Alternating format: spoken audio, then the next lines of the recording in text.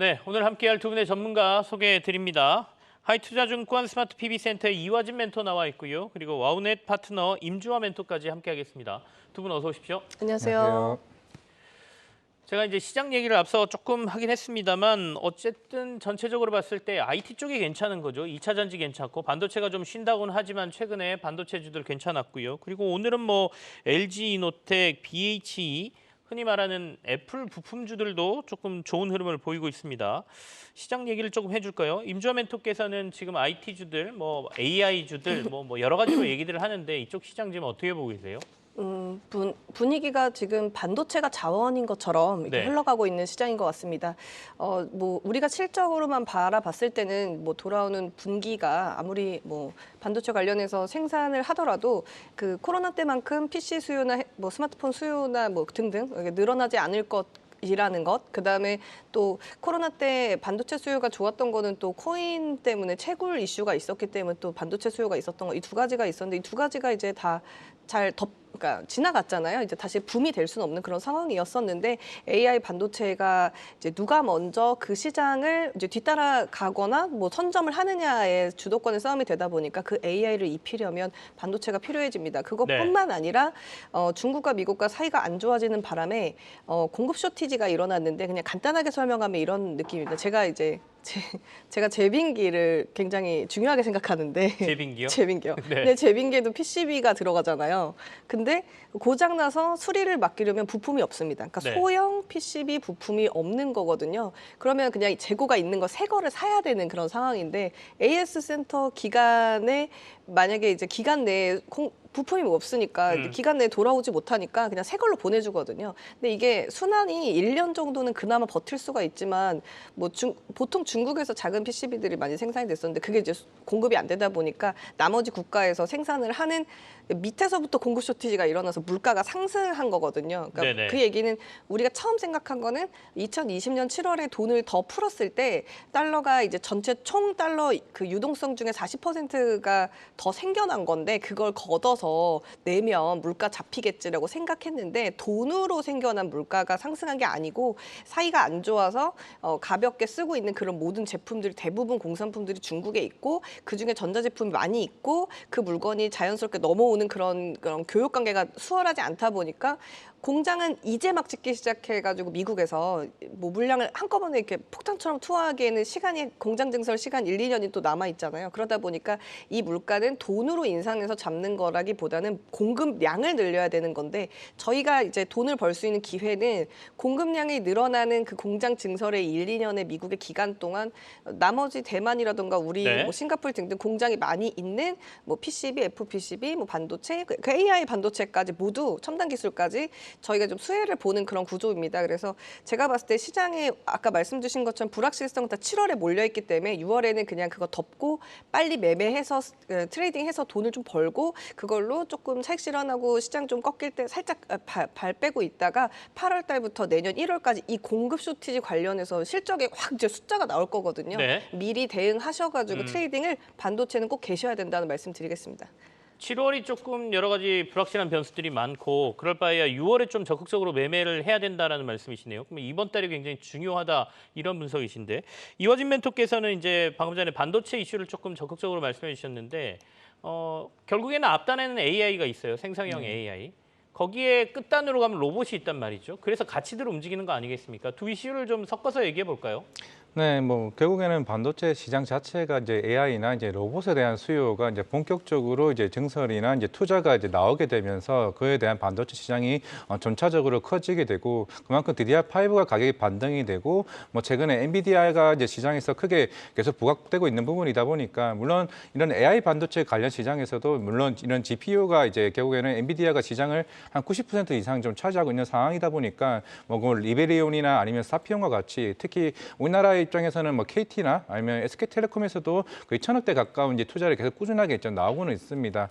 결국에는 어떤 걸 사야 될지 대한 고민도 물론 많이 할 수도 있겠습니다만은 결국에는 이제 AI 반도체 시장에서 일단 엔비디아가 먼저 일단 선점하고 있다는 측면에서는 그러면 이제 로봇도 지금 계속 꾸준하게 물론 주가적인 측면에서 좀 빠지긴 했습니다만은 삼성전자나 LG전자나 그리고 최근에 포스코마저도 이제 뉴로메카와 관련된 뭐 이슈로 인해서 좀 부각이 되는 모습이 나오고 있습니다. 네. 결국 중국도 2025년까지 이런 로봇 시장에 대해서 2025년까지 전 세계에서 글로벌 1위까지 이제 로드맵을 좀 제시했던 만큼 계속 꾸준하게 이제 생산 캐파 측면에서는 전 세계 1위를 좀 달리고 있습니다. 결국은 기술적인 측면에서는 로봇은 아직까지는 일본이나 이제 미국 쪽 시장이 좀 크게 부각되고 있는 만큼 물론 우리나라 이제 로봇 시장도 계속 이제 올라오고 있는 상황이다라고 가정을 했을 때 결국에는 이런 대기업들의 지원들이 올해 상반기까지 계속 꾸준하게 이어졌고 이제 한 5월, 6월 때부터 이제 계속 이제 중국이나 이제 북미 쪽에 대한 수출 얘기가 서서히 나오고 있습니다. 그만큼 우리나라 이제 중소기업들에 대한 로봇 시장 자체가 기술력들이 점차 올라오고 있는 상황에서 확실히 분위기가 이제 하반기 들어서 크게 좀 달라지지 않을까를 생각을 하고 있고 결국에는 네. 일본과의 격차가 어느 정도 줄어드냐에 따라서 이제 중국 시장을 우리나라가 얼마만큼 선정하느냐가 좀 중요하지 않을까 생각을 하고 있기 때문에 결국 AI, 로봇, 이제 반도체 시장이 네. 덩달아 같이 규모로 움직이지 않을까 생각하고 있습니다. 임지원 멘토께서는 로봇은 어떻게 보세요? 결국은 그러니까 이게 지금 8월 달에 무슨 이슈가 있냐면 이제 네. 대만하고 중국하고의 관계에서 대만이 이제 독립선언을 할 수도 있다라는 지금 그런 분위기. 그다음에 폴란드가 이제 미국을 뒤에 업고 이제 러시아랑 붙는다. 뭐 이런 썰이 있는 기간이 8월인데 이 8월에 몰려 있는 행사들을 대부분 보면은 첨단 방산 기술 이런 것과 관련이 있거든요. 네네. 첨단 방산 기술이 제일 앞단이 로봇이기 때문에 아무래도 그 로봇은 8, 9, 10월 정도는 굉장히 이슈가 될 수 있을 것 같습니다. 그래서 뭐 먼저 생산해서 납품을 하는 그 방산 로봇이 누구냐에 따라서도 그 기존에 있던 기류에서 산업용 로봇이 굉장히 좋아요. 또 로봇들이 만들어지면 관절이 여러 개 있어야 돼요. 그런 관절 로봇만 감속기들을 많이 파는 회사가 한국에 있어요. 이런 주제를 등에 업고 이제 방산이랑 붙여서 가는 기류는 8, 9, 10, 11월 정도 있기 때문에 지금 사실 6월이잖아요. 조금 보고 있으면서 트레이딩 좀 하고 네. 계시다가 이제 8월부터는 좀 스윙을 하시는 쪽으로 트레이딩 가닥을 좀 잡으셔야 될 것 같습니다. 지금은 약간 서비스와 협동 로봇 쪽으로 이슈가 로봇이 붙어 있다면 하반기로 갈수록 방산과 관련된 로봇 이슈가 좀 나올 것 같다라는 얘기까지 해주셨습니다. 한번 저희가 지켜보도록 하죠. 다음 이슈로 좀 넘어가 볼까요? 앞서 제가 이제 애플 관련주들이 조금 들썩인다라고 말씀드렸는데 애플 얘기 좀 해보겠습니다. 이화진 멘토부터 할까요? 일단 작년에 이제 파스컨에서 이제 코로나 이슈로 인해 가지고 공장 중단했던 부분이 있었기 때문에 이제 아이폰 14에 대한 부진도 이제 시장에서는 조금 계속 안 좋은 부정적 이슈가 작년부터 이제 LG 이노텍이나 BH를 필두로 해가지고 주가가 좀 안 좋은 모습을 보였습니다. 뭐 올해 같은 경우는 어느 정도 좀 조기 출시서도 나왔고 이제 삼성이 이제 갤럭시도 이제 폴더블 시리즈가 대략 한 7월쯤에 나오고 이제 애플이 한 8월쯤을 좀 예상을 하고 있는데 네. 결국에는 이제 중소업체들도 당연히 이제 양산을 하기 위해서는 결국 6월, 5월 달부터 이제 본격적으로 양산 체계에 들어갔습니다. 그만큼 아직까지는 중국 쪽에서는 이제 스마트폰 1분기 때 결국 출하량이 그렇게 많이 회복되진 않았습니다만은 이제 월별 데이터로는 조금씩 이제 나아지는 모습을 보이고 있습니다. 결국에는 폴더블이냐 아니면은 아예 이제 아이폰 매니아들의 수요층이 끈끈하냐 여부가 좀 중요할 것으로 보이고 있는데 물론 LG 이노텍도 같은 경우는 이제 작년에 이제 아이폰 14에 대한 이제 프로 모델 특히 고부가 가치 있는 프로 모델에 대한 이제 부품들이 대략 한 60% 정도 차지하고 있는 만큼 그만큼 애플 비중이 굉장히 좀 높습니다. 결국엔 나중에는 이제 뭐 애플카나 뭐 애플 아이패드에 대한 부분도 LG 이노텍에 대한 수혜를 좀 볼 수는 있을 것으로 보이고 있지만은 워낙 이제 강학 솔루션에 대한 이제 비중이 높은 일단 LG 이노텍인 만큼 아마 결국에는 아이폰 출시 이전까지는 이제 꾸준하게 그동안 빠졌던 부분에서는 충분히 좀 회복되지 않을까 생각을 하고 있고 결국 네. 2분기 때부터는 이런 핸드폰 모바일에 대한 부품주들이 어느 정도 시장에서는 충분히 좀 부각되지 않을까 생각을 하고 있습니다. 그동안 좀 많이 빠졌던 부분들이 있었고 이제 폴더블, 뭐 파이nem텍이나 KH바텍을 필두로 LG 이노텍 부분들이 자세히 좀 올라오고 있는 부분에서는 충분히 관심을 가져도 되지 않을까 생각하고 있습니다. 임지원 멘토께서는 애플 관련 이슈로는 어떤 종목들을 좀 주로 이렇게 살펴보고 계세요? XR 안경 나오면 400만 원인데 사실 거예요? 저는 좀 안 살 것 같아요. 일단 지켜보겠습니다. 저도 안 살 거라서 사실 LG 네. 이노텍을 보면서 주식을 사려면 내가 저 안경을 사고 싶어야 되는데 저 안경도 안 사고 싶은데 내가 어떻게 접근해야 되지? 뭐 이런 생각을 하게 되고 아이폰 그냥 사용자라면 제가 살 걸 고려하겠는데 저는 지금 아이폰 사용자가 아니거든요. 저도 그렇거든요. 그래서 사실 뭐 오늘 이슈는 사실 이것보다는 그냥 그 반도체 무슨 신성장 정책 뭐 이런 거 나온 게 더 사실 더 부각되는 거라고 좀 봐가지고요. 아이폰은 아직 바꾸기에는 폰이 너무 새 거 아니냐 뭐 이런 말씀을 드리면서 아이폰 미니 13 나왔을 때 그 버전 아직도 여전히 새 것이어서 나온다고 해서도 막 확 접는 거 아니고서는 별로 수요는 그렇게 막 확 이렇게 부각되기에는 너무 빠른 얘기인 것 같고 그냥 다소 폰 지금 오늘 종목들 보시면은 저게 그냥 전체적으로 그냥 XR 안경과 관련해 가지고 이렇게 살짝 옆으로 묶여서 애플 덩어리로 이렇게 묶여져서 움직이고 있거든요. 그래서 저는 아직은 그냥 안경 나오면 좀 뭐 그래도 이번에 종소세 한 3억 이상 내신 분들 정도 돼야 네. 저 안경이 400만 원이어도 아 살만하다 이런 생각이 드실 수 있고 또 아이폰 제품들의 1세대 첫 제품들 있잖아요. 네네. 또 박스 안 까고 가지고 있으면 또 1,000만 원씩 또 경매 시장에서 오르니까 뭐 그런 초기 수요들은 있겠다. 그런데 이제 폰으로 해가지고 오늘 뭐 트레이딩할 만한 거는 여기 이렇게 뭐 YMT나 자화전자 트레이딩하기엔 좀 재밌는 매매는 아닌 것 같습니다. 우리는 또 당일 내일 당장 수익이 중요하기 때문에 그런 투자로는 좀 맞지 않는 테마다 이렇게 정리하겠습니다. 애플 지금 관련주들이 오르는 건 차라리 주변의 IT 관련주들이 오르는 영향을 좀 더 받은 것 같다 이렇게 말씀해 주고 계십니다. 자, 채팅창에서도 안 사겠다는 의견이 좀 많으시네요. 너무 비싸다라고 보시는 건지 아니면 첫 제품은 다들 조금 이제 눈치 보지 않습니까? 조금 더 지켜보자 이런 얘기들 많죠. 자, 오늘 또 하나 얘기할 수 있는 게 이 그 전기차와 전기차 충전 플러스 변압기죠.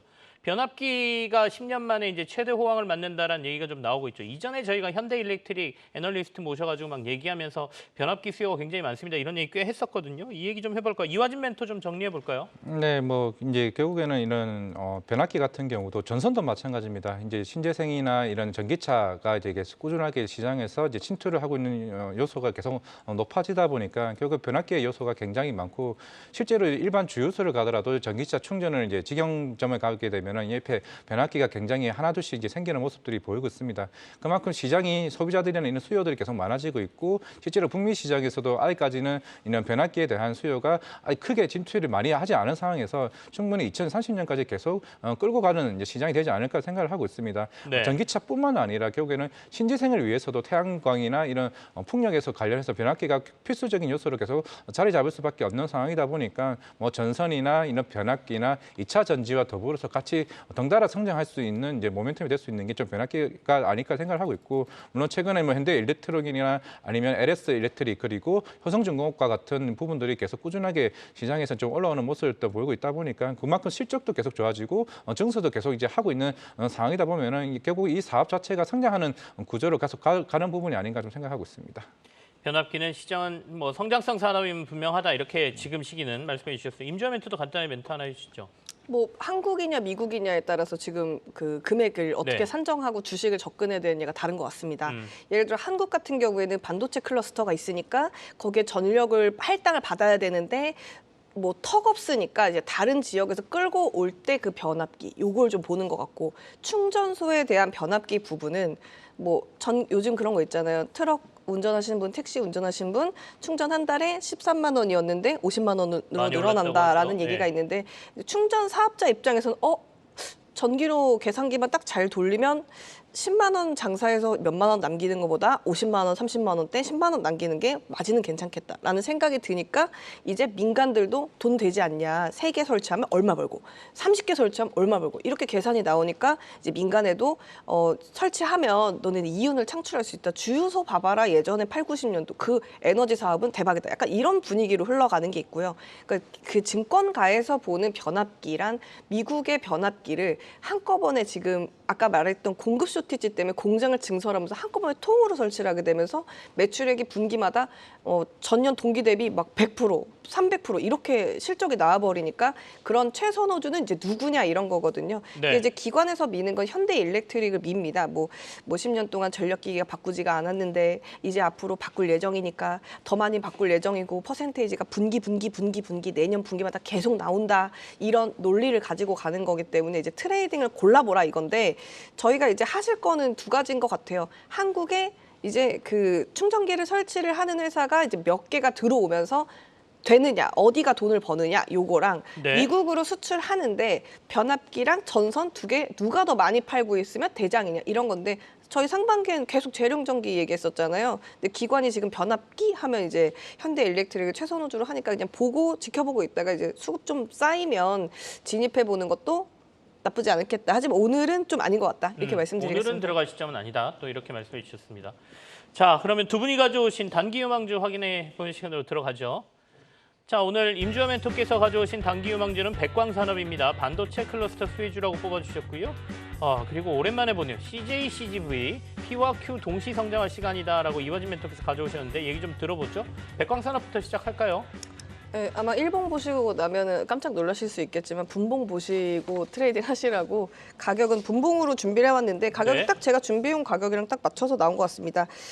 반도체 클러스터 수혜주입니다. 오늘 아침부터 계속 이제 세부 전략들이 이렇게 구체적으로 안건들이 기사에서 나오고 있는데 저는 이제 반도체 소재 고순도 염화수소 삼성전자에다가 납품하는 것 때문에 공장 증설 이슈 4월달에 있었던 백광산업 소개합니다. 기관이 가지고 있는 평단 단가가 이제 7,900원대이므로 지금 현재 상태가 딱 10% 수익권입니다. 근데 기관이 물량 털려면 한두 주 산 게 아니기 때문에 보통 한 25% 이상 가야 네. 이제 뭐 떨어진다 이런 걸 볼 수가 있는데 요즘 종목들이 뭐 밑에서 눌린 거 안 튀고 갔던 게 다음 날 또 가는 장세이기 때문에 이런 차트들이 이렇게 좁혀서 보면은 저렇게 가는 것처럼 보지만 넓게 보시면 요만큼 올라온 거거든요. 그래서 매수가는 8,800원에서 8,500원. 오늘 갭으로 뜬 자리 이렇게 메꾸면서 돌리는 건데 차트가 혹시 연결 안 된 것 같은데 이렇게 분봉상 보시면 갭으로 뜬 자리 이렇게 메꾸면서 돌리는 8,800원에서 8,500원 매수, 손절가 8,250원, 목표가 한 25% 정도 11,800원, 11,200원 정도까지는 열려 있고 네. 물량도 뚫을 수 있을 만큼 가벼운 그런 구간이다 이렇게 정리해 보겠습니다. 알겠습니다. 요즘은 가는 종목들이 조금 더 간다는 말씀이세요. 목표가 11,800원까지 제시하셨으니까 투자에 참고하십시오. 이화진 멘토가 가져오신 CJ, CGV 얘기 좀 해볼까요?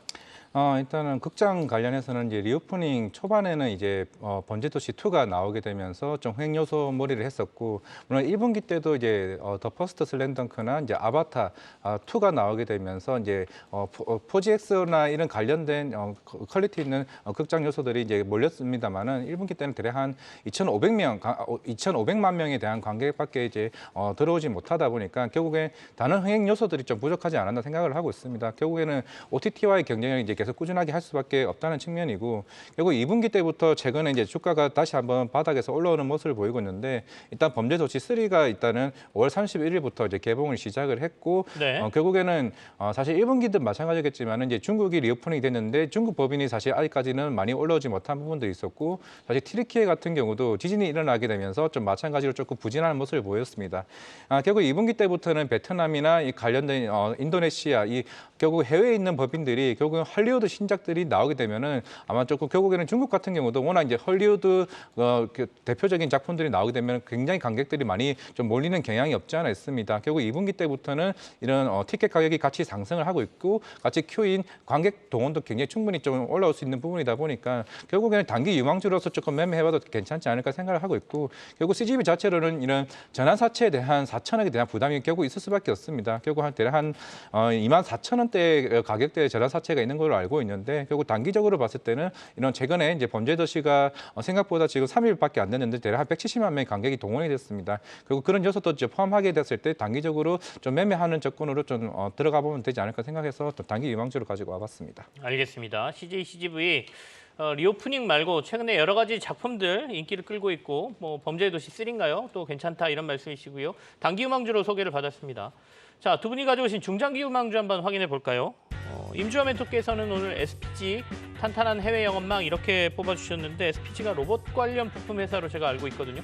앞서 로봇 얘기하실 때 방산하고 이게 관련이 있네요. 한번 얘기 좀 들어보고요. 그리고 이화진 멘토 식물세포 배양 플랫폼 잠재력 바이오 FDNC 가져오셨습니다. SPG부터 확인해 보겠습니다.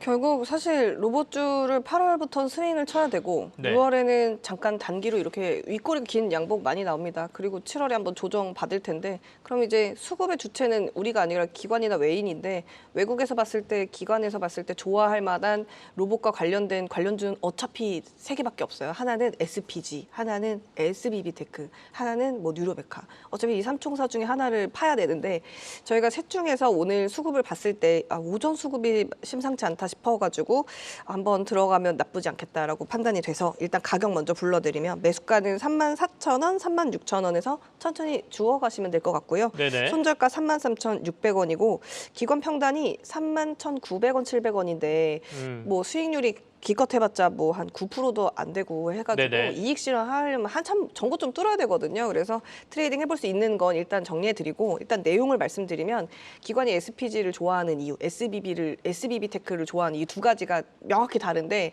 SPG를 좋아하는 이유는 이 로봇 감속기가 해외 영업만 지사가 되게 잘 돼 있는 거죠. 마치 포스코의 어떤 해외 지사망처럼 이렇게 아주 넓게 돼 있기 때문에 각각 공격적으로 매출을 낼 수 있기 때문에 필요하다 그러면 바로 이제 주문을 넣을 수 있는 그런 구조가 되어 있는 상황이고 그 부분 때문에 지금 현재 판매가 되고 있는 게 이제 가전용이 한 60% 정도, 그 산업용이 30%였는데 GE에서 나오는 매출이 좀 산업용이 좀 늘어나는 그런 추세의 어떤 바닥 반등 지점입니다. 그래서 지금 어차피 산업용 모터 쪽으로는 장사가 잘 되니까 이쪽으로 트레이딩 한번 해보시면 좋을 것 같고 지사망을 워낙 공격적으로 이렇게 넓혀가는 그런 구간에 있기 때문에 영업 네. 세일즈를 잘한다 이런 부분을 좀 강점으로 보고 트레이딩하면 좋을 것 같다라는 말씀드리고 아까 화면에서 SBB 테크도 제가 고민했던 거는 SBB는 이제 관절이 작은 것도 있고 큰 것도 있는데 지금 이 회사 같은 경우는 소형 사이즈가 작은 감속기인 거고 거기도 소형인데 좀 큰 거 말고요. 방산으로 가려면 작은 게 되게 중요하기 때문에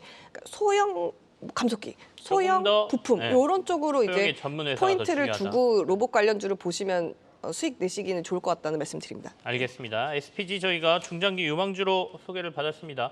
자, 그러면 이화진 멘토가 가져오신 바이오 FDNC 얘기 좀 들어볼까요? 네, 일단 뭐 바이오 FDNC 같은 경우는 상장한 지는 이제 그렇게 길지는 않고요. 결국에는 이제 종목에 이제 어느 정도 답이 있습니다. FDNC가 이제 푸드랑 이제 드러그랑 이제 코스메틱 이 세 가지를 식물 세포 배양으로 통해 가지고 이제 향후에 이제 관련된 제품들을 이제 만드는 회사라고 좀 보시면 될 것 같고 결국에는 식물 세포 배양 일반적으로 대부분 이제 바이오 회사들 같은 경우는 동물 세포 배양을 하는데 일단 전 세계적으로 식물 세포 배양을 하는 회사가 그렇게 많지는 않습니다. 그나마 좀 실적이 나오는 회사가 바이오 FDNC라 좀 보시면 될 것 같고 일단은 최근에 이제 프랑스에 있는 이제 원료 회사 지보단의 지분이 한 8% 정도가 이제 바이오 FDNC에 있는데 이 지보단이 이제 마이크로소프트의 이제 빌 게이츠 재단이 투자한 회사라고 좀 보시면 됩니다.